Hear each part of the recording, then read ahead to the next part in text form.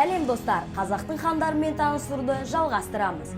Сәмеке хан 1724-1738 жылдар аралығында билік құрған. Тәуке ханның ұлы, оның билік ордасы Түркістан қаласында болды. Сәмеке хан сыртқы саясатта жоңғар және Орта Азия хандықтарының басқыншылықтарына табанды түрде қарсы тұрумен ерекшеленеді. Сыртқы және ішкі жауларға қарсы күресте хан Сәмеке өзінің мықты көршісі Есеге арқа сүйеді. Сәмеке қазақ халқының шапқыншылықтарға қарсы күресіне орасан зор үлес қосып, ертеңгі күнге сенім ұялатып, халық мойындаған жауынгер болды.